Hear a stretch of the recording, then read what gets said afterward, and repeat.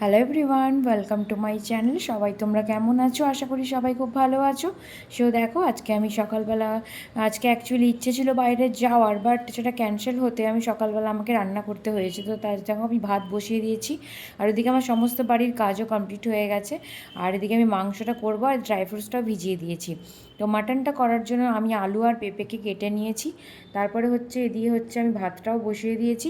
আর এদিকে দেখো, মাংসটার প্রিপারেশনের জন্য আমি মশলাও রেডি করে নিয়েছি।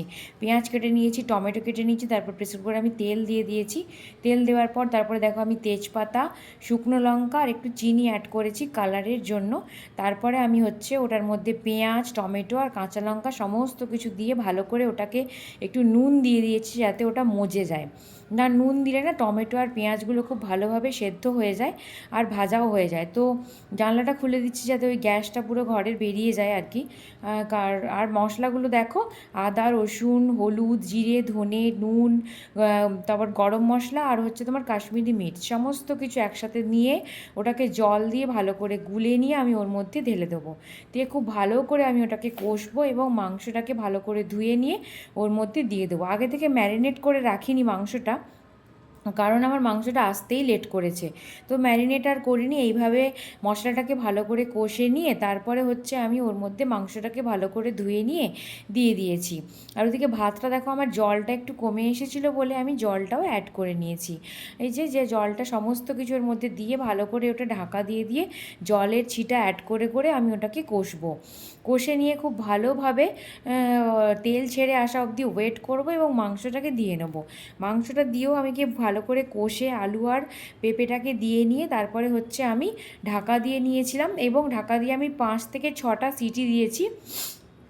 সিটি দিয়ে সিটি দিয়ে দেখো ওর ফাইনাল লুকটা দেখো। আমার সমস্ত কিছু তার মধ্যে স্নান টান করে পুজো টুজো করে আমি চলে এসেছি। তো ফাইনাল লুকটা দেখো আমি দেখাচ্ছি। আর বিকেলে আমরা রেডি হয়েছিলাম, একটু যাওয়ার ছিল।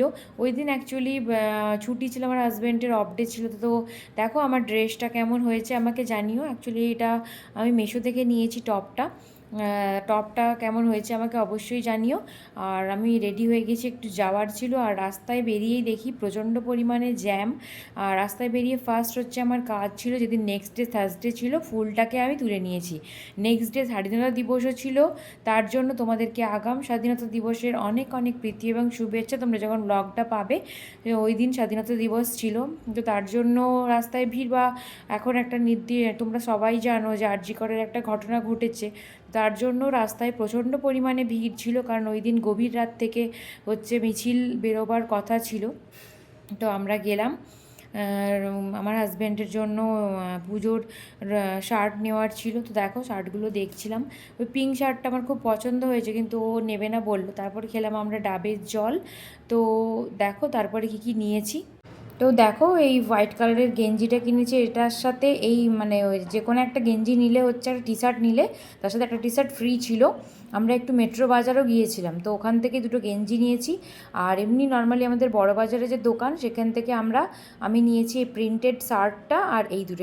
এগুলো আমি হাজব্যান্ডকে গিফট করেছি। তো টাটা।